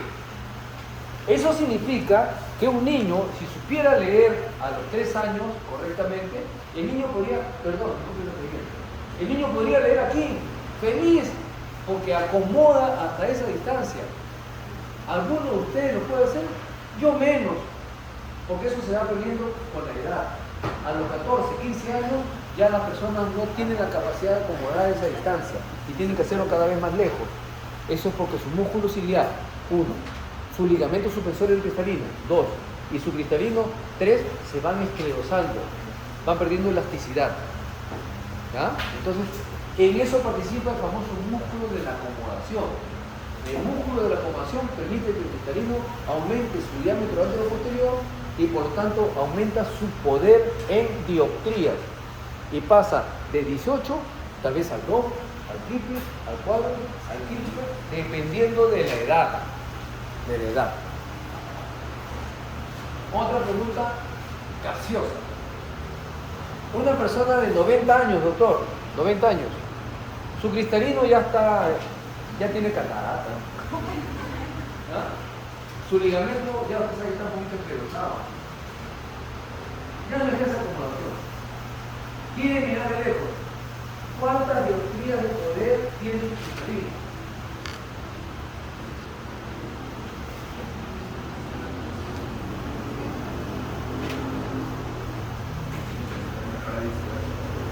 ¿Perdón? 18, ¿correcto? ¿Sí? Claro, no varía, a pesar de la edad, no varía. El problema sería el inverso. Si él quiere ver más cerca, ya no va a tener capacidad más bien para aumentarlo. Pero seguirá siendo 18. El valor nunca cambia, solamente... Exacto, la capacidad de poder aumentar o no su diámetro anteroposterior. Eso quiere decir que si un niño de 5 añitos, mire, que tiene la capacidad de acomodar hasta el quíntuple, o sea, su cristalino puede tranquilamente aumentar hasta 90 dioptrías, qué barbaridad, es un cristalinazo. Pero está mirando al payasito que está allá en la esquina. ¿Cuánto tiene de poder dióptrico su cristalino en ese momento? Fuerte, no tiene miedo. ¿Usted qué dice? ¿Usted, doctor? 18. ¿Usted, doctora? 18. Muy bien, doctores, muy bien. 18. Pero si ese niño quiere ver ahora, ya no el payasito, sino el regalo que le dieron que está aquí, ahí hace uso de su acomodación. Esa acomodación se pierde con la edad. A los 40 años prácticamente la persona ya no tiene capacidad de poder ver de cerca. Por eso viene un problema que se llama presbicia. Y la presbicia obliga a que esa acomodación, que no puede ejercer naturalmente, la tengan que ayudar con un lente, que se llama lente corrector para presbicia. ¿Ya? Así trabaja el músculo ciliar.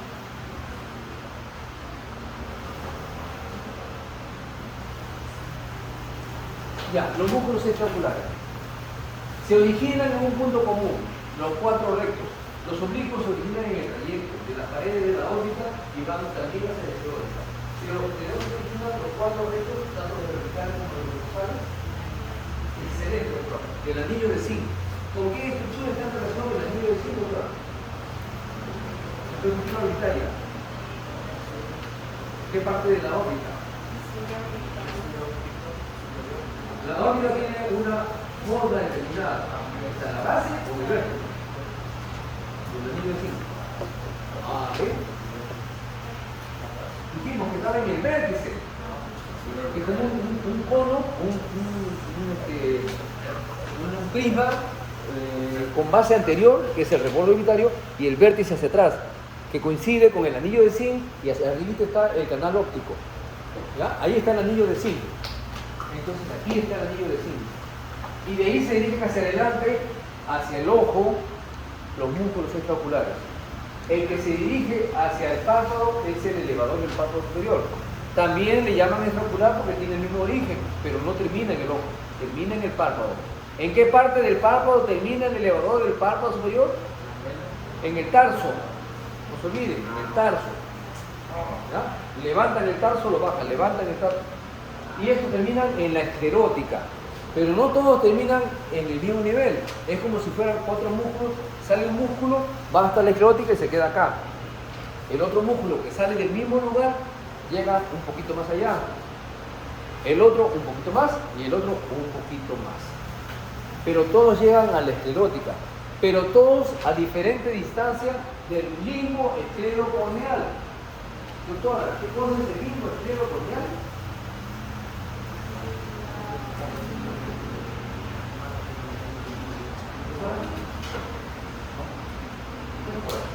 El limbo esclerocorneal.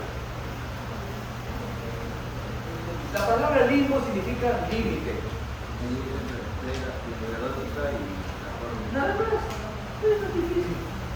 Limbo o límite. No hemos escuchado hablar con eso. Está en el limbo están en el limbo, es el límite. O sea, para acá o para acá, está justo aquí. Entonces, limbo esclerocorneal es el límite entre la esclerótica y la forma. Cada uno de los músculos llega hasta la esclerótica a diferentes distancias del limbo esclerocorneal. Y lo ven aquí.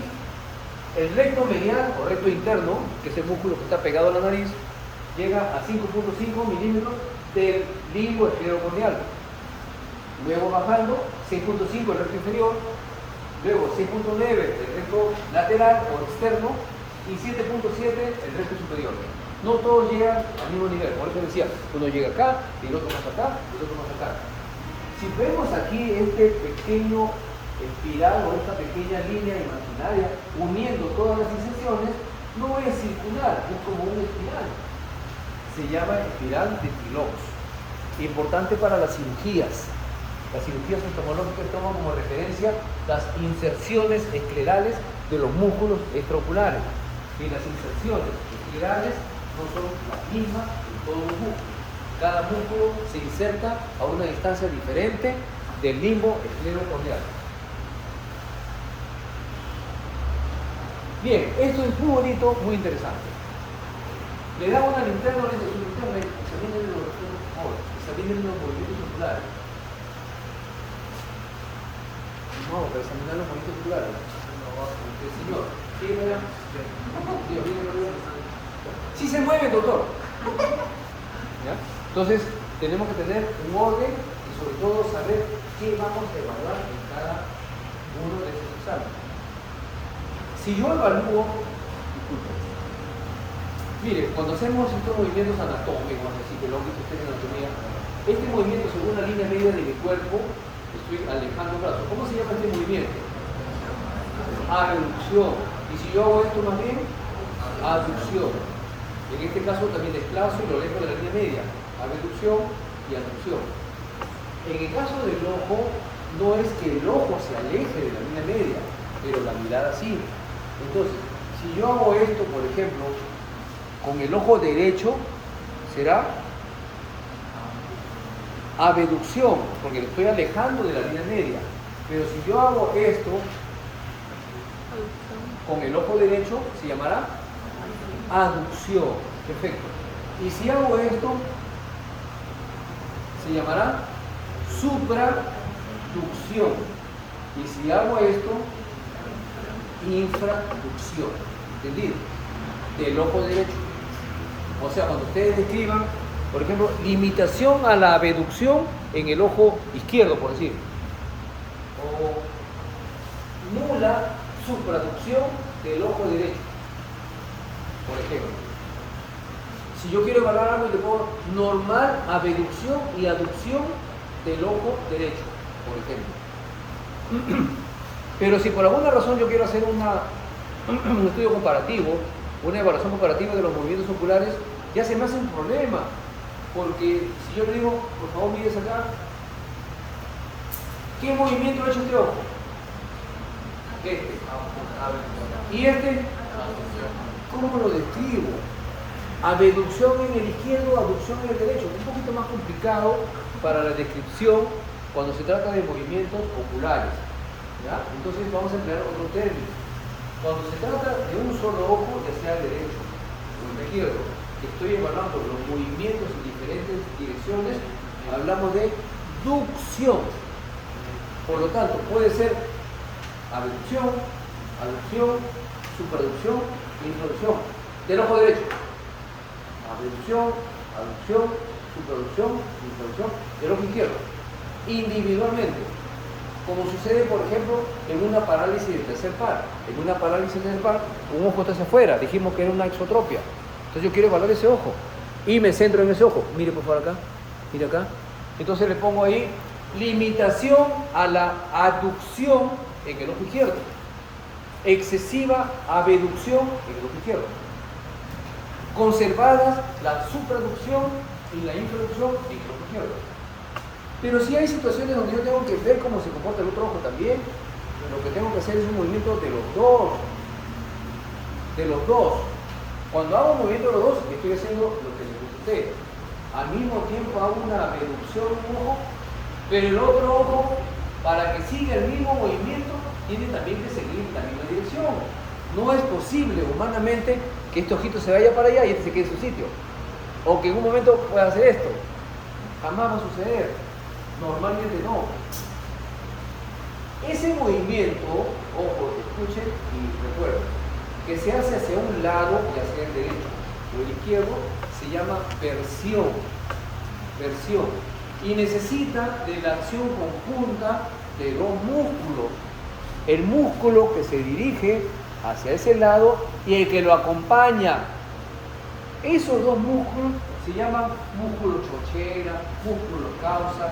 La traducción literal del inglés es que se llama músculo yunta. Es la traducción literal. Pero para comprendernos, son sus patas. O sea, si yo miro a la derecha, el pata del recto externo del ojo derecho es el recto interno del ojo izquierdo. Es un músculo yunta. Ese es el término que vamos a emplear ahora. Si yo miro a la izquierda, ¿cuál será el músculo yunta del recto externo izquierdo? El recto interno derecho. Son los músculos yunta en la mirada. Eso se llama versión. Por lo tanto, si yo evalúo así, ya no me voy a concentrar en decir la reducción, digo dextroversión. El que evalúa una dextroversión ya sabe que con el ojo derecho está mirando hacia afuera y con el izquierdo también hacia la derecha. Perdón, borren hacia afuera, hacia la derecha. ¿Ya?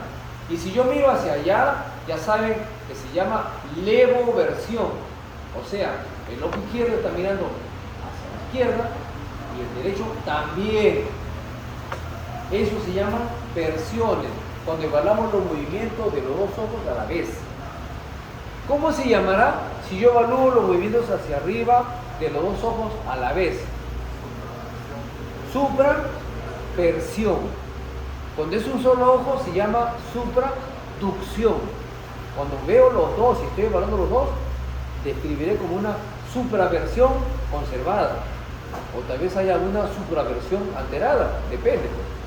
Y si hago hacia abajo, el movimiento con los dos, infraversión. Y si miro hacia la esquina, como diciendo, vamos, supradextroversión.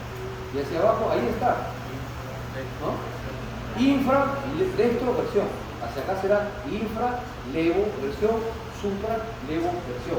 Son los movimientos oculares que se evalúan cuando ustedes están pensando, por ejemplo, en un compromiso bilateral o en uno unilateral, donde quieran descartar, por ejemplo, un tipo de estrabismo, algún otro tipo de parálisis, algunas enfermedades en los niños o en los adultos, donde no necesariamente se paralizan de manera simétrica.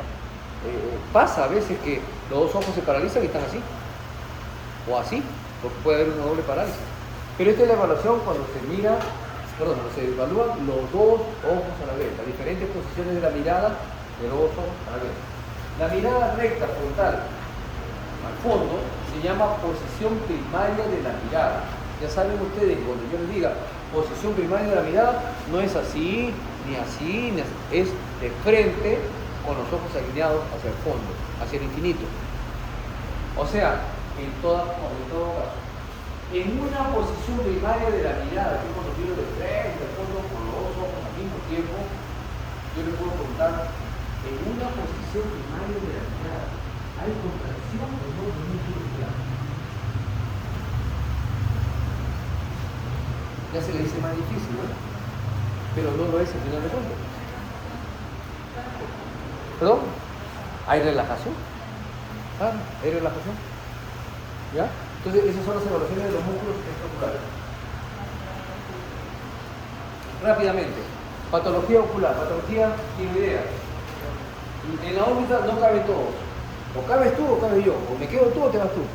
Entonces, si entra un tejido, si entra un tumor, si entra una grasa que no está ahí, que como el caso de los hipertiroideos, en donde se mete un tejido producto de la inflamación que sufre en esa zona, ocupa un espacio que estaba destinado para eso y quiere sacar al ojo.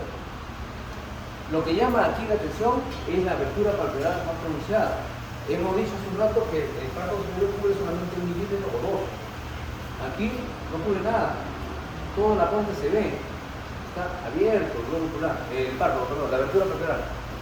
Eso se llama retracción palpebral. Y la retracción palpebral es el primer signo de un probable hipertiroidismo. Pero antes de que me aventure yo a llamarlo hipertiroidismo, solamente lo llamaré proptosis. Proptosis. Yo veo un paciente que yo creo que sea hipertiroideo, pero tal vez no lo sea, pero le veo la retracción palpebral en uno o en los dos ojos. Lo primero que yo pongo ahí como posibilidad de diagnóstico, como signo, perdón, es proptosis de ambos ojos. Descartar orbitopatía tiroidea, porque yo tengo que demostrar que esa proptosis es producto del hipertiroidismo. Y para eso le digo sus hormonas, porque cuánto TSH, qué sé yo. O le digo cosas al endocrinólogo o descárteme que tenga hipertiroidismo. Tienen la respuesta de la interconsulta y me dicen, sí, tenías razón, es hipertiroidismo. Si es hipertiroidismo, ya cambio de nombre, ya no será proptosis. Esa proptosis tiene nombre propio, se llamará exoftalmos. Entonces, el exoftalmos es una proptosis de causa endocrinológica por un problema en la glándula tiroides, generalmente hipertiroidismo. Mientras tanto, si no se puede eso, sigue siendo proptosis. Pero puede ser en los dos. Y por más que yo diga hipertiroidismo, no, pero debemos hacer pues. Primero descarta que sea realmente hipertiroideo. Proptosis bilateral.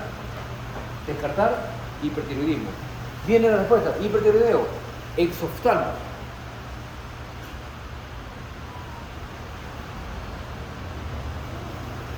Aumento de volumen de la órbita, signos de flebosis, delante del septum, o sea, delante, en la lamela anterior, piel, el músculo auricular, hay una infección. El septum protege, impide que pase hacia la grasa orbitaria. Esto se llama infección por celulitis preseptal. Alguien le llama celulitis palpebral. La celulitis palpebral se trata con antibióticos de alto efecto, pero puede ser por vía oral o endovenosa. Muchas veces derivado de la penicilina, aminoglucósidos, y van bien, van bien. ¿Cuáles son las características de una celulitis preseptal? Que a pesar de lo aparatoso que pueda verse, se conservan los movimientos oculares, se conserva la dureza visual y se conserva la dureza muscular. Esas tres características ustedes le hablan. Y puedes ver, háganlo leer, ya, una dureza visual conservada. Mueve sus ojos normal y la pupila reacciona bien, entonces es una celulitis preseptal.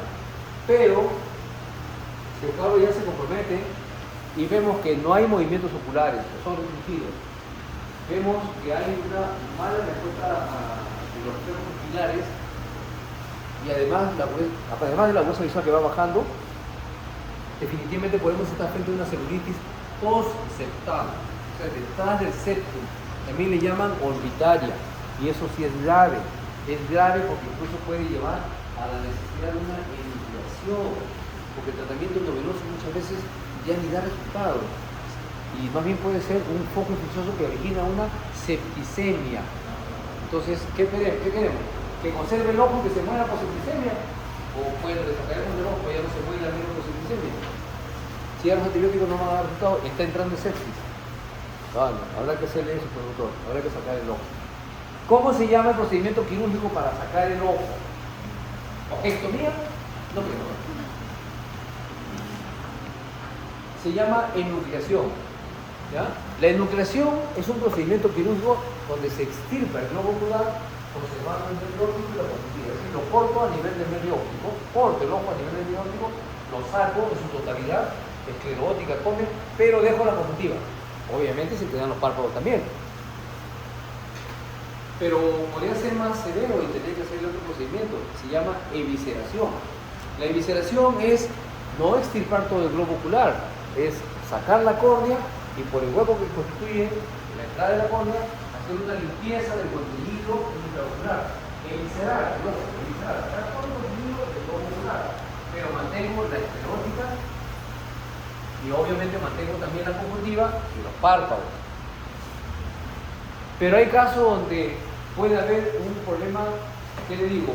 Tumoral, una neoplasia que comprometió el ojo, los párpados, etc. Y se infectó, hizo una celulitis como parte de todo eso. ¿Qué me queda? Santo el ojo no es suficiente, ya me perdieron los párpados y hasta los huesos, etc. Entonces yo tengo que hacer otro procedimiento muy radical que se llama, ¿alguien tiene idea? Exenteración, con X. Exenteración. La exenteración consiste en una disección radical de la zona orbitaria. Incluye sacar el ojo, cortando el nervio óptico, sacar la esclerótica, sacar la conjuntiva, sacar los párpados, sacar parte de los huesos de la órbita. Prácticamente queda un hueco ahí. Esa es una exenteración. Son los tres procedimientos con los que se tiene que trabajar a veces para al menos evitar que la persona muera por una diseminación de la enfermedad o una metástasis o una septicemia. Lo que le decía, la órbita está diseñada para que quepa el ojo ahí y el resto de su estructura, nada. No tiene lugar para nadie más, así como cuando uno va a un hotel, no hay habitación, no entra nadie más. Y si entra alguien, tiene que votar a alguien, pues. Si aquí quiere entrar alguien, tiene que votar al ojo. Aquí quiere entrar este hemangioma y quiere sacar al ojo. Lo quiere sacar. Mire cómo lo desplaza hacia abajo, cómo está ocupando un lugar y lo ha movido hacia un costado. Aquí lo está empujando, se lo está llevando para este costado. Como dice un truete, porque no cabe. Por eso le decía, no es que el ojo esté creciendo, sino que el espacio de la órbita, ¿cuánto es el volumen de la órbita? 30 centímetros cúbicos. Y el ojo ocupa 5 nada más. O sea, todo el resto ya está diseñado para los demás, músculos, etc. Si entra este tejido, es como un pasajero más que ya no estaba programado para que entrara. Y comienza a empujar el ojo. Esto es un esoftalmo, pero sí es una proptosis. ¿Ya? Igual, el ojo se está saliendo, es una proptosis, pero es evidente que no es una causa del dolor. Un traumatismo. Los traumatismos más comunes en la órbita incluyen fracturas del remoto orbitario, para lo cual usted puede palpar el remoto orbitario que viene a ser la base del prisma de construir la órbita, o puede tomar una radiografía física. Pero hay otro mecanismo sencillo también para ver si queda una fractura. Miren ustedes ahí. Estas fracturas llamadas por estallamiento o en blowout es como cuando nos cae un pelotazo o un puñetazo y por descompresión brusca revientan las estructuras de la órbita. Si nos acordamos, hemos visto que la órbita tiene 4 paredes, el techo, el piso, la pared lateral y la pared medial. Nos acordamos también que la pared medial está constituida por un tejido muy delgado, por un hueso muy delgado. ¿Se acuerdan que es el hueso etmoides, con una porción que se llama lámina papirácea? Doctora, ¿qué significa papiro? Papiro. Doctora, ¿qué es un papiro? Acuérdense de los papiros. Un papel, muy bien, un papel. Por eso le llaman así, porque parece un papel, esa zona del etmoide, parece un papel. O sea, esa zona es la más frágil. Pero la contraparte es que no es la que se afecta con más frecuencia, porque un golpe lo que más afecta es el piso, es lo que más se afecta, el piso de la órbita. Lo más resistente es el techo. El techo es el más resistente. Y miren, se fracturó el piso de la órbita y el músculo se metió ahí y quedó atrapado. Es como si fuera caminando, se hace un hueco, me caí, me atrapó ahí y ya no puedo salir. Los demás siguen caminando y yo no puedo salir. Entonces para eso hago uso de un estudio que le dije hace un rato de los movimientos circulares. ¿Qué le diría usted? ¿Una abducción o una aversión? ¿Cómo le explicaría? Una abducción se trata de evaluar uno o los dos ojos. absorción es 1, no se olvide. Entonces, ¿qué haría? ¿Una absorción o una aversión? Una aversión. Entonces, la aversión incluye la evaluación simultánea de ambos ojos. Y luego mirar hacia la derecha, aquí ya no hablo de hacia afuera o hacia adentro, hablo hacia la derecha, hacia la izquierda, hacia arriba o hacia abajo. En este caso le pedí que hiciera una supraversión y este músculo está atrapado y no dejó que subiera. El otro sí se fue hacia arriba y este no, porque este músculo del recto inferior está atrapado entre los escombros del hueso, de los huesos, del piso de la órbita. Una evaluación muy sencilla para poder ver si es que hay una fractura del piso de la órbita. Solamente sirve, por ejemplo, los movimientos conjuntos de ambos ojos. Solamente serviría para la fractura del piso No. de la órbita, o puede ser para, por ejemplo, la parte del esmoide, la parte lateral. También nos ayudaría, pero no hay atrapamiento allí. Claro.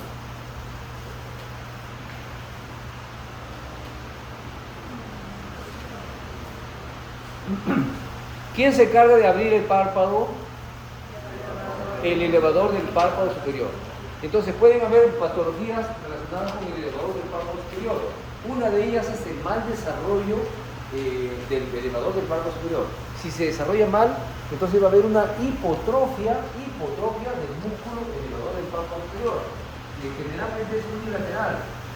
Lamentablemente, en casos muy raros puede ser bilateral. Si es una hipotrofia del elevador, va a originar al nacer un cuadro de ptosis palpebral congénita. O sea, el niño nace con el párpado caído. No es que después que nació al mes o a 2 meses se le cayó, puede ser por otra razón. Eso ya no es congénita. Por lo tanto, el mecanismo fisiopatológico ya no es el mismo. Cuando es una ptosis congénita, es una hipotrofia del músculo. O sea, el músculo tiene fibras musculares que no se contraen. Es como un elástico que ya perdió su capacidad de estirarse y contraerse. No, está como una tela cualquiera. Entonces, en estos casos es importante reconocerlo rápidamente, hacer el diagnóstico y pedir el tratamiento quirúrgico. ¿Cuál es el riesgo que corre este niño? El riesgo de que al estar tapado el eje visual, sensorialmente no desarrolle su ojo. Al no desarrollar su ojo, ese ojo se va a quedar ciego por mal desarrollo.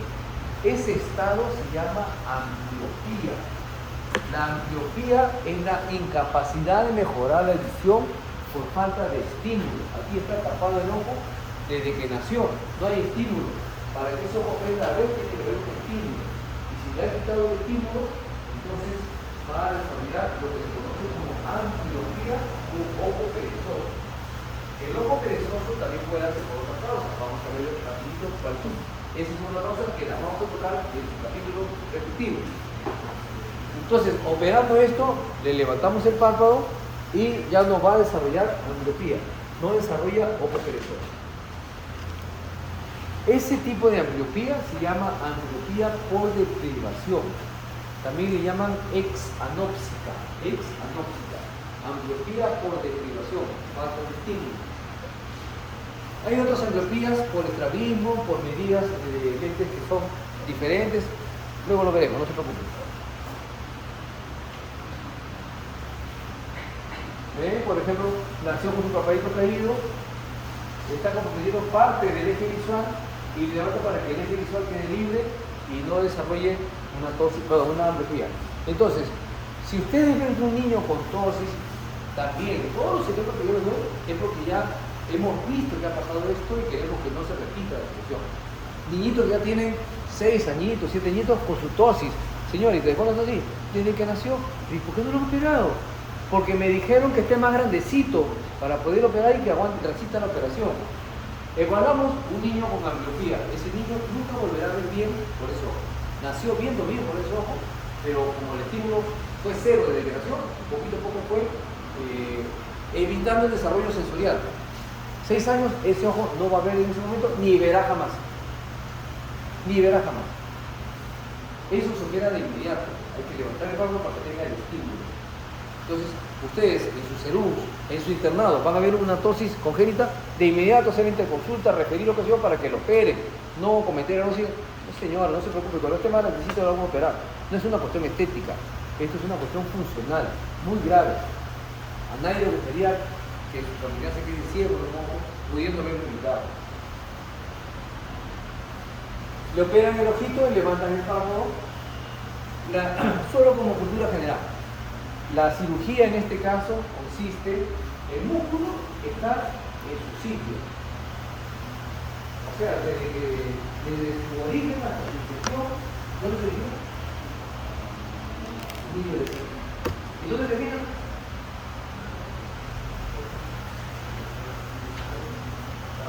En el tarso superior, allí. Está completo, pero son fibras hipotónicas, no hay fibras musculares contráctiles, es como un pedazo de tela, no es elástico, no levanta el párpado. Entonces, ¿qué se hace aquí? Se corta un pedazo de músculo y se vuelve a pegar, para que ese pedazo reducido del músculo tenga alguna actividad contráctil, Y si no, simplemente se lleva todo el párpado y se cose con el músculo frontal, para que ayude con la apertura palpebral. Pero el niño va a estar así. No importa, con tal de que tenga estímulo visual. Pero, felizmente, la mayoría de casos son seniles.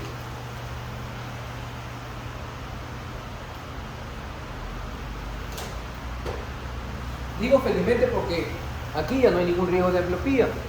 La persona nació con su párpado normal, es una apertura palpebral normal, y recién a los 70, 60, 70 años hizo un problema de tosis senil. La tosis senil se caracteriza por el músculo que se insertó. Ahí comienza. ¿Y dónde termina? En el tarso superior. Se va despegando del tarso superior, se va como deshilachando y se desinserta del tarso superior, y por eso es que el párpado queda así caído y ya no hay quien lo jale. Ahí, ¿debo cortar el músculo? ¿Qué debo hacer ahí?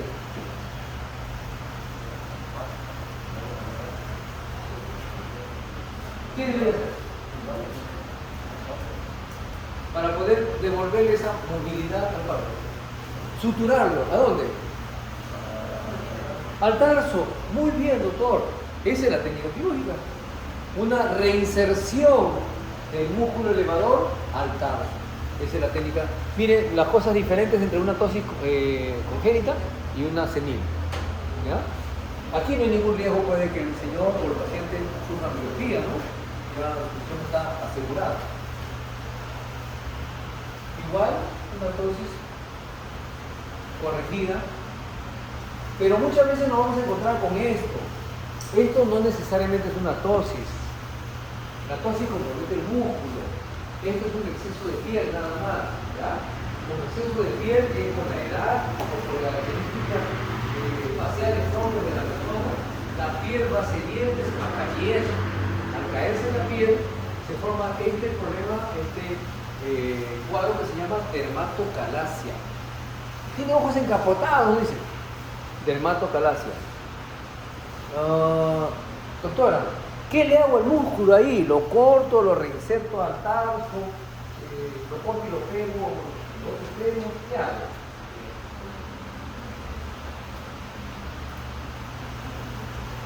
¿Qué hago con el músculo?